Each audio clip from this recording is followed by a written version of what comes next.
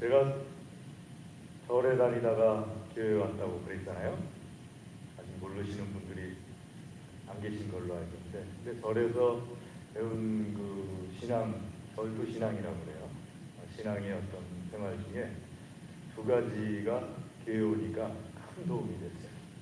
첫 번째는 절에 있다가 교회 오니까 제가 예배를 드리면서도 좀 그러니까 좋은 말로 하면 자유로운 거고, 나쁜 말로 하면 좀 번잡한 거고.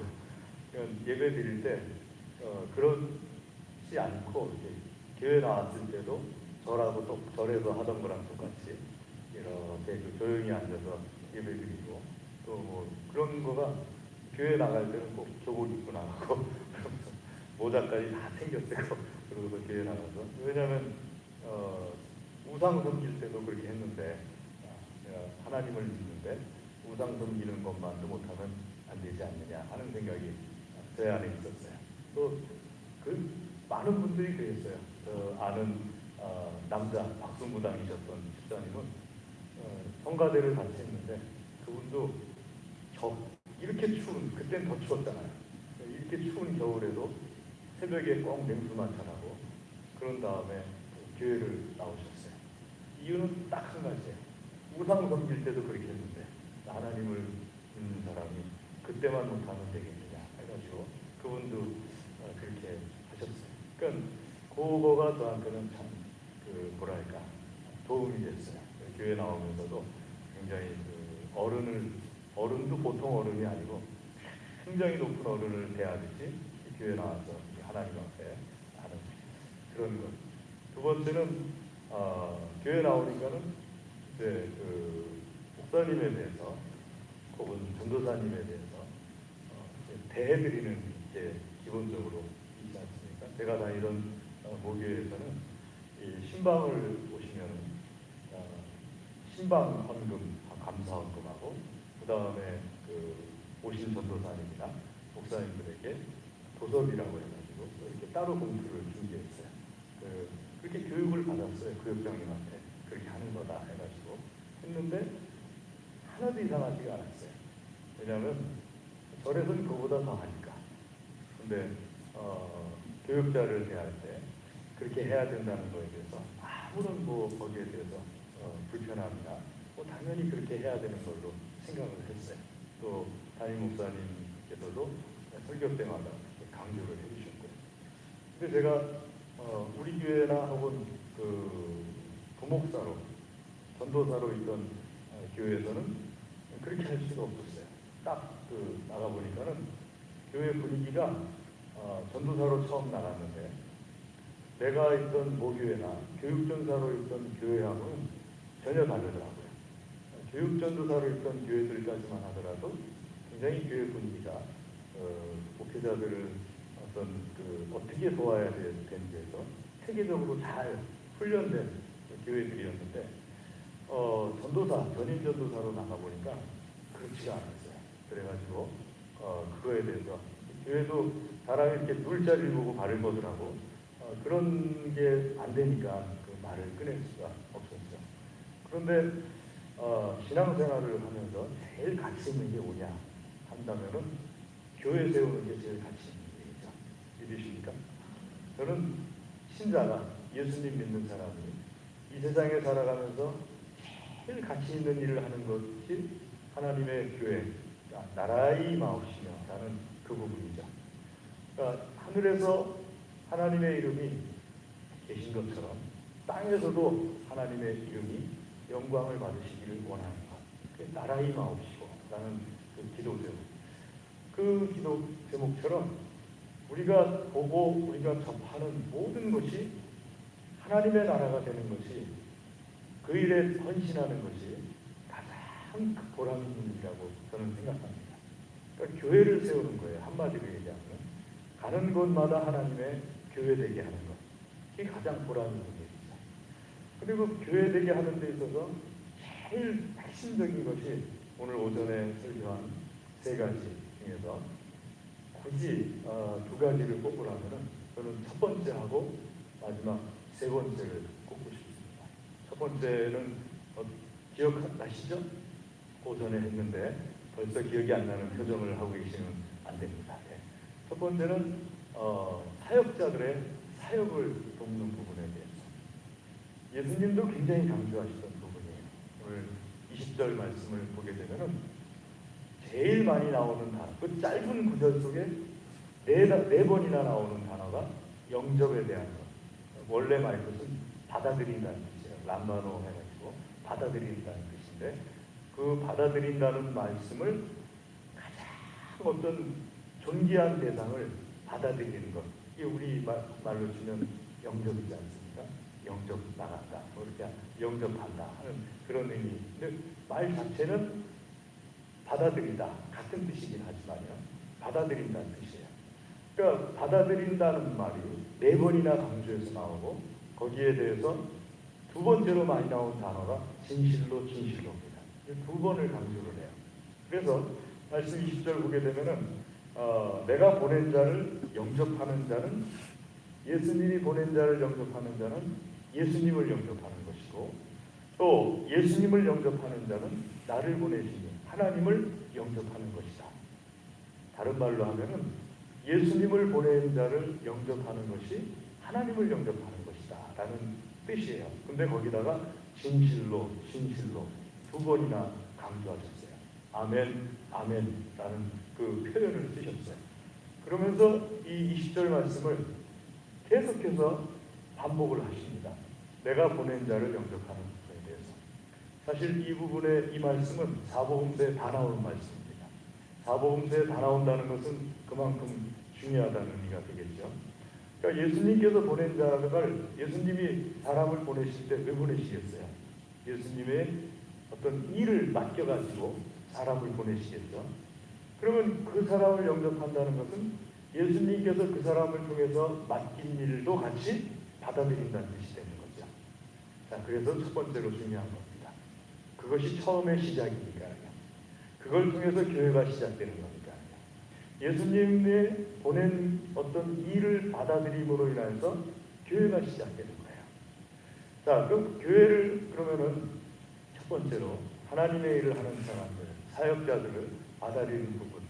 사실 이런 부분들을 어떤 경우는 외부 강사를 초청해서 이것 좀 해달라고 하는 경우들이 있죠. 이 말씀을 좀 우리 교인들에게 해주세요. 그래서 저는 이런 내용은 외부 강사한테 안 맡깁니다. 이 부분, 이런 부분은 내가 해야지. 우리 교인들에게는. 근데 민망해도 내가 해야지. 그래야지 우리 교우들을 내가 더 잘 알고 내가 해야지. 내가 책임 있는 그런 목회자로서의 행동이지 하는 마음이 있기 때문에 제가 주로 하는데요. 자, 예수님이 보낸 사람이 그 사람이 하는 일, 그러니까 영접한다는 것은 두 가지를 영접하는 겁니다. 첫 번째는 말씀에 마태복음 10장 14절에서 15절 말씀 보시면은 이렇게 되어 있습니다. 누구든지 너희를 영접하지도 아니하고 너희 말을 듣지도 아니하거든. 영접한다는 것은 두 가지를 말씀하세요. 첫 번째는 너희를 영접하지 않니. 그러니까 너희를 영접하는 것이 첫 번째고 너희 말을 듣지 않냐고. 너희 말을 영접하는 것이 두 번째야. 근데 여기서 너희 말은 제자들의 말이 아닌 거죠. 예수님께서 그 제자들에게 입에 두셔가지고 가서 전달하라고 한 예수님의 말씀인 거죠. 그러니까 예수님의 말씀을 영접하지 않은 것. 일하는 걸 영접하지 않는 것을 의미하는 게 첫 번째. 두 번째는 사람 자체를 영접하는 것. 그래서 이 두 가지가 예수님의 보낸 제자들을 영접하는 방법이 됩니다. 자, 우리에게 적용한다면요. 첫 번째가 사람을 영접한다는 것은 그 목회자가 사역을 할 수 있도록 집을 제공하는 거예요. 너희를 영접하지 않는다는 것은 집에 들이지 않았다는 뜻이에요. 그 마을에 가거든 한 집을 택해서 그 집에서 그 마을에서 떠날 때까지 유하라. 그러면서 그 집에서 먹고 마시고 생활할 수 있도록 그렇게 예수님께서 가르쳐 주셨어요. 그렇게 하라고. 그러니까 목사가 어떤 집에 가게 될 때 혼자 가게 되면은 그 지역에 믿는 사람이 있으면 그 사람을 찾아가는 거예요. 엘리야가 사르밧의 과부를 찾아갔지. 또 엘리사가 수넴에 여인을 찾아가듯이 예수님께서 또 마리아나 혹은 요한의 어머니를 찾아가듯이 마가의 다락방에 120명의 사람들이 모였잖아요. 10일 동안 기도했거든요. 자, 한번 상상해 보세요.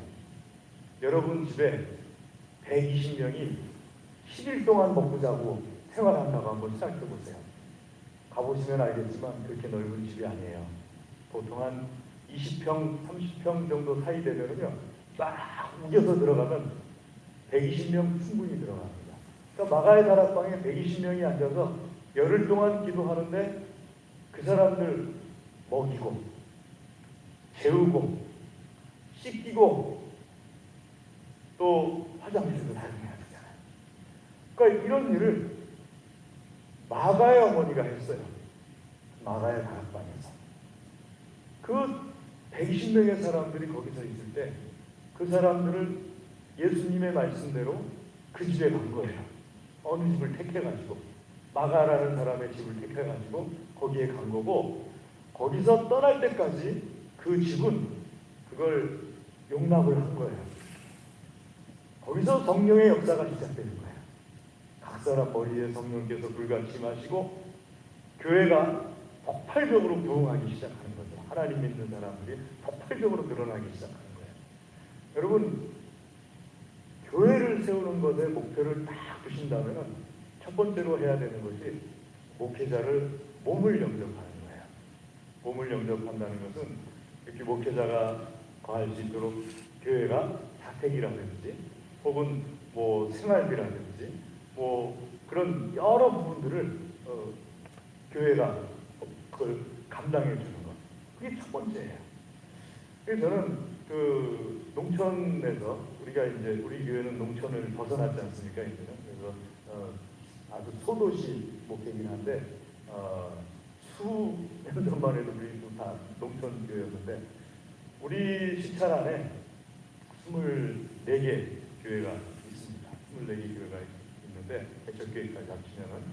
근데 이 24개 교회 중에서 제가 너무 안타까워하는 것은 우리 동안교회 외에는 목회자에 대해서 그 충분하다는 건 절대 뭐 아니더라도 최소한 교회 전적으로 헌신할 수 있도록 그렇게 해주는 그런 교회가 없다는 거예요. 그러니까는 농촌 지역에 우리 남부 시찰 지역에 교인들도 목사님들도 교회가 세워지길 바라는 거 아니에요? 교회가 세워지길 바란다면 목사님들이 그 부분으로 이유가 돼가지고 교회를 떠나는 일이 없어야 돼요. 계속 교회가 안정적으로 그 목사님에 의해서 그 지역에 하나님의 말씀이 안정적으로 잘 전해질 때 거기서 교회가 세워지는 거거든요. 저희 집사람하고 저하고 둘이 앉아서 하는 얘기가 며칠 전에 있었어요. 우리 교회를 보니까 교회가 별다른 큰일 없이 그냥 큰 사역 안 해도 별다른 일 없이 그냥 교회가 있어도 교회는 부흥하는 것 같아. 그 얘기를 집사람이 하더라고요. 그래서 내가 맞아. 그래서 방주일 목사님 하신 말씀을 들려줬어요.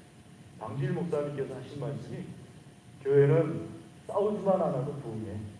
그 얘기를 방주일 목사님이 하셨어요. 그러니까 교회가 딱 교회로서 어떤 모습을 그냥 이렇게 유지만 하고 있으면요, 교회는 부흥하게 돼 있어요. 여러분 그걸 믿으셔야 돼요.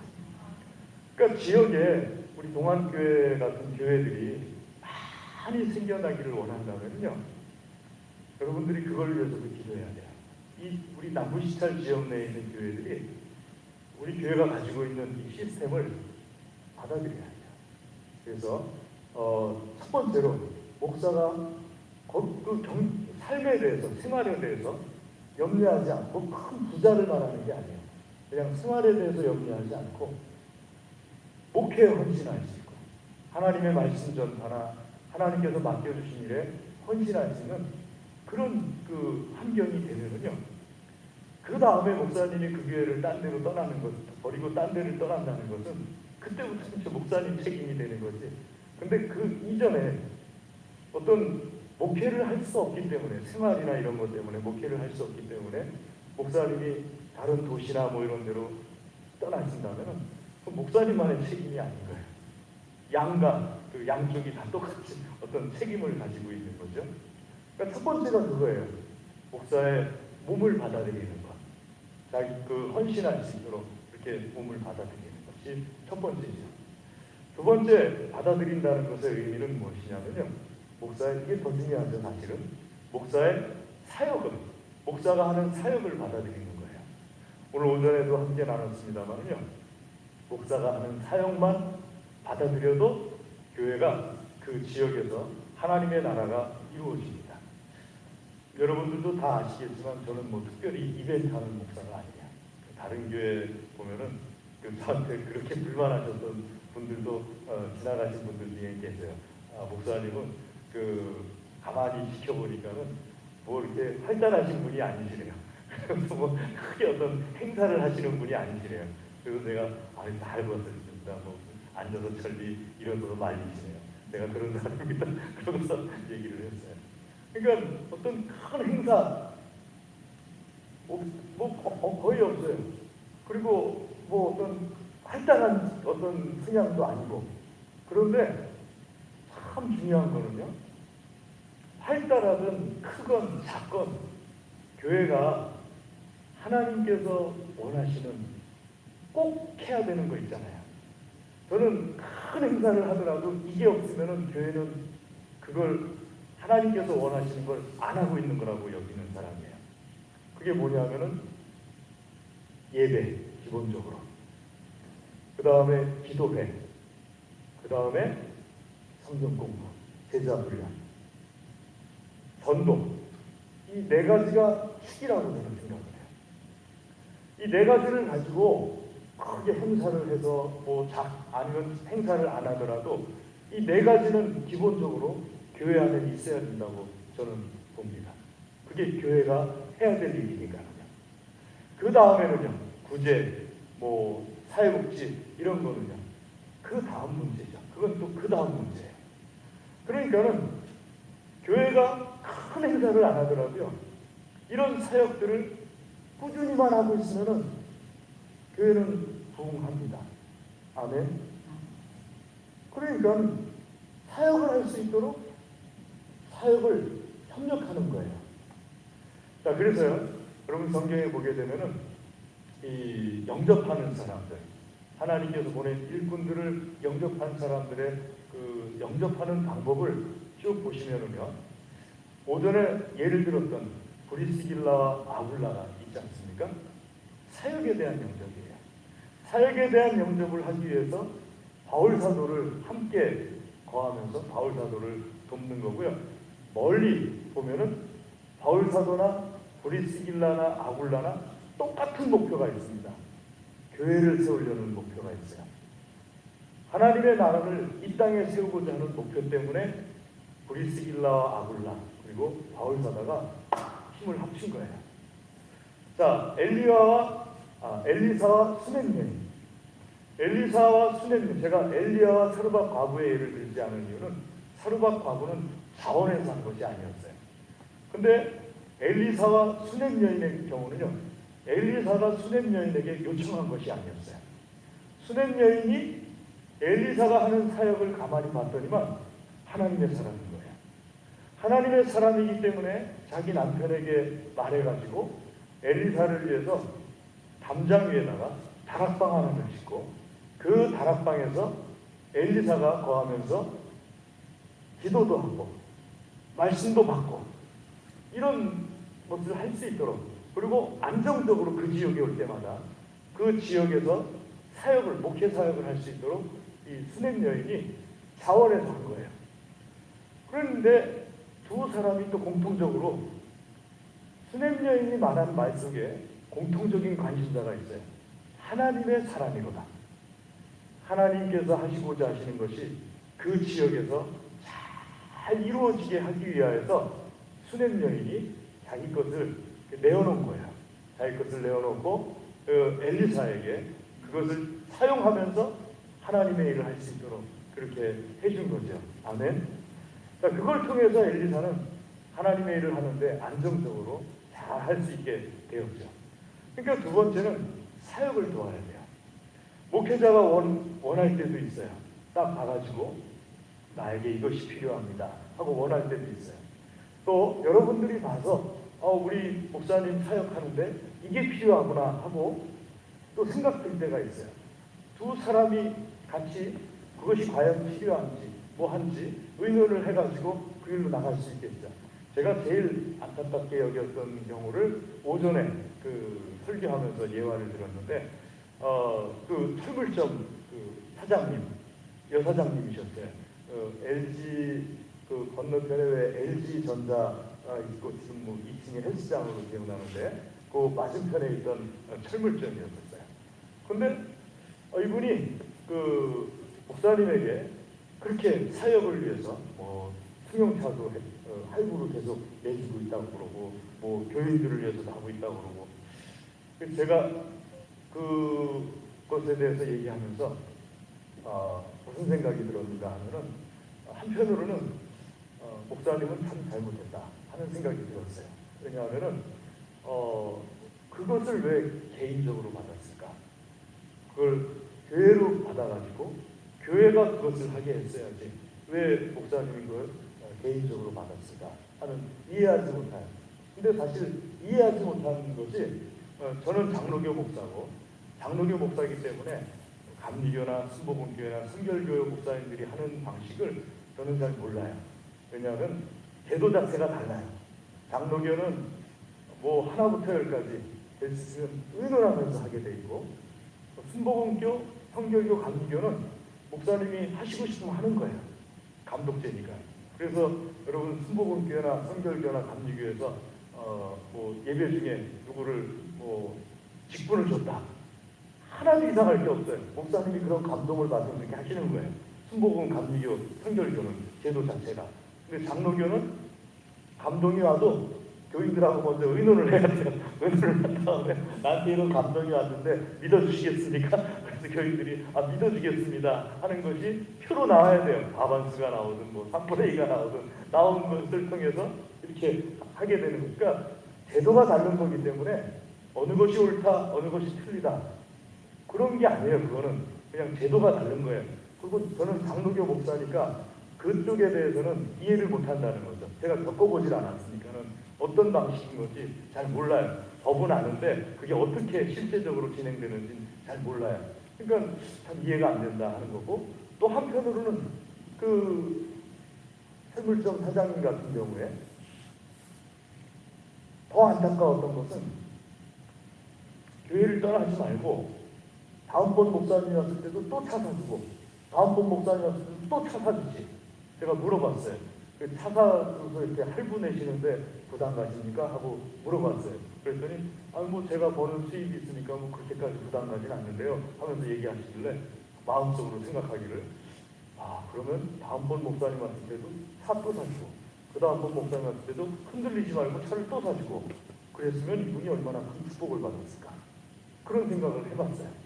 왜냐하면 목사님에게 문제가 있어도 그런 사역에 대해서 내가 하는 사역을 돕는 행동에 대해서 주님이 오실 날을 기다리면서 내가 정말 이것이 주님을 위해서 교회를 위해서 필요하다고 여겼으니까 했을 거 아니에요. 주님을 위해서 교회를 위해서 필요하다고 여겨서 했으면은 거기에 대해서 끝까지 잘 했으면은 주님 오신 날 이분은 주님으로부터 얼마나 큰 칭찬을 들었겠어요. 그게 아쉽더라고요. 거기서 시험 들지 말고 거꾸로 지지 말고 그대로 끝까지 다 했으면 얼마나 좋았을까. 제가 신앙생활하면서 참 좋은 분들을 많이 만났는데 박남숙이라는 교회 선배 5년, 6년 선배 약사신 분이었거든요. 근데 이분이 처음에 제가 교회 나가서 선한 일을 했는데 선한 일을 하고 나서 선한 일을 받은 사람이 거기에 대해서 좋지 않은 결과가 있으니까 제가 불평을 했어요. 아유, 나는 좋은 마음으로 아껴가지고 선한 일을 했는데 그걸 가지고 저렇게 하면 하다니. 근데 그분이 조장이었고 제가 조언이었을 때였어요. 그분이 저한테 말하더라고요.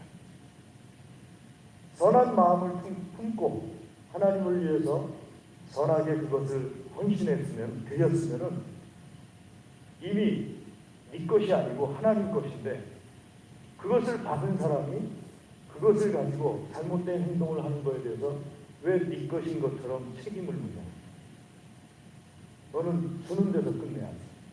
그러면서 그 박남수, 지금은 사모님이 되셨는데 그 사모님이 얘기하시기를 본인이 하나님 앞에 하는 방법을 얘기하시라고. 그런 거를 하지 않기 위해서 일단 하나님 앞에 개인에게 주든 교회에 내놓든 헌금하든 딱 내놓고 나면은 나의 것이 아닙니다 하는 게 첫 번째 원칙. 두 번째는 내가 천국 가는 날까지 이게 흔들리지 않고 한 번 하고 그치는 것이 아니라 꾸준히 하기 위해서 나에게 지나치게 무리가 되는 것은 하지 않는다. 그러니까 내가 평생 할 수 있는 것을 딱딱딱 끊어가지고 그때 제가 처음 들었던 것이 요한 웨슬레에 관해서 들었어요. 요한 웨슬레가 사례비를 받는데 처음에 100불을 받았다면은 100불을 받았을 때 1달러를 일부를 하나님 앞에 구제나 선교를 위해서 내놨다면은 이분이 나중에는 한 2,000불, 5,000불 받았을 때 하나님 앞에 구제를 위해서 내놓은 돈이 처음에 1불 내놨을 때처럼 끊임없이 변하지 않고 자기 생활비가 99불 남겨놓고 나머지를 계속. 그래서 나중에는 5,000불 정도 받았을 때는 4,901불을 하나님 앞에 드리고 그때도 역시 마찬가지로 99불은 자기를 위해서 사용하고. 이 원리를 그분을 통해서 처음 들었어요. 그러니까 우리가 하나님의 선교를, 하나님을 위해서 사역자를 돕는 것이 그 사역을 통해서 교회가 세워지고 하나님의 나라가 이루어지는 것을 위해서 하는 것이기 때문에 이 사역자는 망가져도 나는 망가지면 안 되는 거예요. 아멘. 사역자가 망가지는 건 사역자 책임인 거고 나는 망가지지 않고 꾸준히 하던 사역, 그것도 역시 내 사역인 거예요. 하나님께서 나에게 맡겨주신 내 사역이기 때문에 주님 오시는 날까지 내가 이것이 망가지지 않고 계속 하기 위해서는 지금 말씀드린 이 원칙을 잘 지켜서 끝까지 잘 감당할 수 있기를 주의 이름으로 권면합니다. 두 번째는 영접하는 데 있어서 앞에서 잠깐 그 말씀을 나눈 것 중에 포함되는 것인데 오전에 세 번째죠. 첫 번째 말씀드리니까 세 번째 기억나시죠? 안 나더라도 나는 것처럼 좀 이렇게 해주시면 자기관리예요. 자기관리. 여러분, 좋은 신앙인은 자기관리를 잘하는 사람이 좋은 신앙인이에요. 자기관리라는 것은 내가 열심히 하나님을 위해서 일한 다음에 신앙이 좋으니까 안 지친다? 그렇지 않아요. 신앙이 좋아도 지쳐요. 신앙이 좋아서 최선을 다한 다음에 다 지쳐요. 제가 아는 사역자들 중에 안 지친 사람 저는 한 번도 못 봤어요. 다 지쳐요. 신앙이 나쁜 사람도 지치고 신앙이 좋은 사람도 지쳐요. 그런데 신앙이 좋은 사람은 자기관리를 잘하는 사람이에요. 회복할 줄 알아요. 자기를 위해서, 자기 영성 관리를 위해서 투자를 해요. 종종 여러분들이 저한테 가끔가다 자랑하세요. 뭐 이렇게 샀어요. 목사님, 저 이번에 그 수익이 좋았어요. 그래서 뭐 저를 위해서 뭐 이렇게 샀어요. 그럼 제가 물어봐요. 한 번만 줘봐봐. 물어봐요. 그러면 안 주더라고요. 대부분 안 주면 왜 안 주냐면은 갔다가 안 올 것 같으니까 안 주는지 안 주시는데 내가 이렇게 수익을 많이 내가지고 나를 위해서 뭔가 위로해 줄 만한 뭐가 있어야 될 것 같아가지고 샀다는 거예요. 여러분, 그거 일반인들이 하는 그 방법이 우리 예수님 믿는 사람들에게도 꼭 필요해요. 자기를 칭찬할 줄 알아야 돼요. 내가 누가 봐도 감동적인 사역을 했어요. 그런 다음에 자기가 참 잘했다는 것을 자기를 칭찬할 줄 아는데, 자, 그것을 한 다음에 정말 중요한 것은 뭐냐면은 진 빠졌을 때 그대로 내버려두면 흔히 세상 사람들 하는 말로 탈진해버려요. 번아웃이라고 그러죠. 이제 다 타버렸다는 뜻이에요. 다 타버려서 없어요. 그런 다음에 어떻게 사역을 해야 돼요? 여러분, 제가 건축할 때, 건축 시작할 때 드렸던 말씀 기억하시는 분들 계실 거예요. 우리가 예배당을 짓는 이유는 전도하기 위해서지 예배당 자체가 목적이 아니기 때문에 예배당을 다 짓고 나서도 일할 수 있는 힘은 남겨놔야 됩니다. 기억납니까? 그러니까 번아웃되기 위해서 하는 게 아니에요. 그걸 통해서, 예배당을 통해서 더 큰 하나님께서 하시고자 하시는 역사를 우리 예배당을 통해서 나타내기 위해서 예배당을 짓는 거죠. 어떤 분이 그러세요. 야, 예배당 안 됐으면 코로나 시국에 어떻게 우리가 했냐고요. 예배당을 지니까는 거리두기를 다 하고 앉아서 2부 예배 드리면 다 나와서 예배 드릴 수 있었잖아요. 예배당을 짓는 데 있어서 참 중요한 것은요, 그 예배당을 통해서 은혜를 받고, 그런 다음에 세상에 하나님의 복음을 전하기 위해서 예배당을 짓는 거예요. 그러니까는 내가 예배당 다 짓고 나서도 그 다음에 은혜 받을 걸 준비를 하고 있듯이, 하나님의 사역을 하고 난 다음에 나를 위해서 영적으로 채워줘야 되는 거예요. 그 영적으로 채워주는 방법이, 하나님께서 제시하신 방법은 아까 말씀 나눈 6가지예요. 첫 번째가 뭡니까? 항상 기뻐하는 것. 무슨 일이 있어도 기뻐하려고 힘쓰는 것. 두 번째, 기도하는 것. 쉬지 말고 기도하는 것. 정말 쉬지 말고 기도하는 것. 세 번째, 감사하는 것. 내가 좋은 일이 있어도 감사하고, 나쁜 일이 있어도, 여러분, 하나님께서는 나에게 나쁜 일을 가지고서 얼마든지 나를 축복해 주실 수 있는 능력이 있으신 하나님이십니다. 할렐루야. 그러니까 감사하시는 거예요. 지금은 나쁘지만 틀림없이 좋은 것으로 나에게 채워주실 줄로 믿습니다. 그리고 성령을 수면하지 않는 것. 내가 많은 성령의 체험을 했던, 적은 성령의 체험을 했던 그 성령을 수면하지 않는 것. 여러분, 코로나 시국에 이렇게 오랫동안 기도를 안 하시면은 어떻게 성령 관리하실 거예요?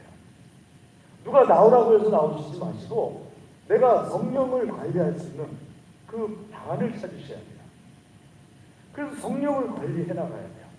예언을 멸시하지 않는 것, 하나님 말씀을 가지고서 그 말씀에 나오는 나에게 주시는 말씀, 권면이 그걸 버리지 않고 내가 그걸 이루어 나가기 위해서 힘쓰는 것, 그리고 마지막으로서 악은 이만큼도 취하려고 하지 않고 다 버리려고 힘쓰고, 또 좋은 것은 어떻게 해서든지 내가 취하려고 힘쓰는 것. 이 6가지가 하나님께서 나에게 말씀하신 사역을 마친 다음에 내가 진 빠지지 않고 잘 유지할 수 있는 것이에요. 그래야지만 다른 사람 다 세워놓고 목사님 사역한다고 해서 사역 도와주고 나서 나는 다 선줄로 생각했는데 그냥 넘어져 버리는, 세상에 그것처럼 안타까운 일이 어디 있습니까? 여러분, 그것처럼 안타까운 일이 어디 있어요? 차 사준다고 목사님 사역하는데 차 사준다고 해서 차값 내 돈에서 다 나가고, 그러고 나서 나는 그냥 벌렁 넘어져 버렸어요.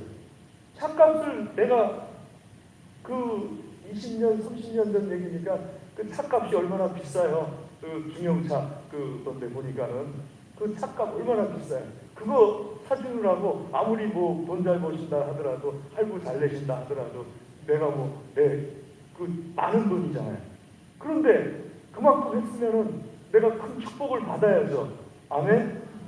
내가 그렇게 했으면 내가 축복을 받아야죠. 근데 그렇게 해놓고 나서 그냥 벌러덩 넘어져 버려가지고 정말 진이 빠져버려가지고 교회도 안 다니고, 또 목사님들에 대해서도 실망하고, 또 교인들에 대해서도 실망하고, 알아주지 않는다고 실망하고, 그러고서 교회를 안 나가버리고, 그러면은 계속 원망을 하지만은 결국 누구 손해예요? 내 손해잖아요. 내 손해. 이것만큼 큰 손해가 어디 있어요? 돈 손해, 마음 손해, 신앙 손해, 모든 게 다 손해죠. 그러니까 잘 관리를 해야 돼요. 교인들이 나에게 신앙을 넣어주는 것도 아니고, 목사님이 나에게 신앙을 넣어주시는 것도 아니고, 그렇게 사역한 다음에는 내가 관리해야 돼요. 자, 브리스길라 아굴라는 힘들지 않았을까요?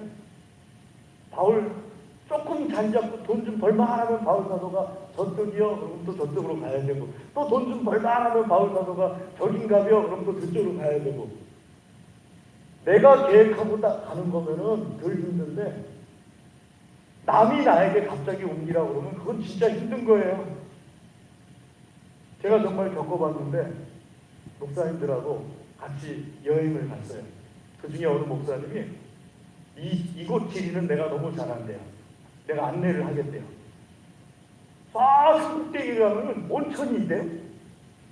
그래서 산꼭대기를 한 300m 정도를요, 그분이 앞장서고 나머지 목사님들이 다 올라갔어요. 낑낑대고도 산꼭대기까지 올라갔어요. 산꼭대기에 온천이 있다고 그래가지고 다 올라가서 봤더니만 하시는 말씀이 이 산이 아닌가 봐, 저쪽 산인가 봐 그러더라고요. 와, 성질 나더라고요. 성질이 나. 그쪽 산까지 또 가야 되는 거예요. 그쪽 산까지. 근데 제 옆에 계시던 분 한 분이 우리 온천 하지 말아요. 그래서 그냥 내려가 버리고서 온천하러 안 갔어요. 그 산까지 또 걸어서 올라가야 되는데 거길 누가 또 올라가겠어요. 비봉산도 200m 좀 넘는 산도 올라가려면 힘드는데, 내가 계획하고 올라가는 거면 올라가서 이 산이 아닌가 봐 그래도 힘들지가 않아요. 근데 따라가는 입장에서는 힘든 거거든요. 브리스길라 아굴라를 생각해 보세요. 그런데도 흔들리지 않아요. 그런데도 흔들리지 않고 브리스길라 아굴라가 자기 영성을 잘 관리하면서 끝까지 사역하잖아요.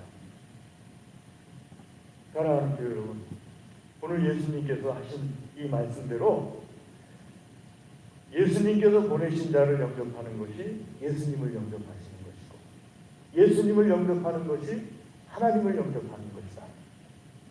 때문에 교회 안에서 교회를 세우고자 하실 때, 즉 사역을 돕고자 하실 때 사역에 대해서 최선을 다해서 도우시고, 그런 다음에 반드시 지치는데, 실망하게 되는데 지치거나 실망하지 않도록 깨어있으시기를 주의 이름으로 기도하겠습니다.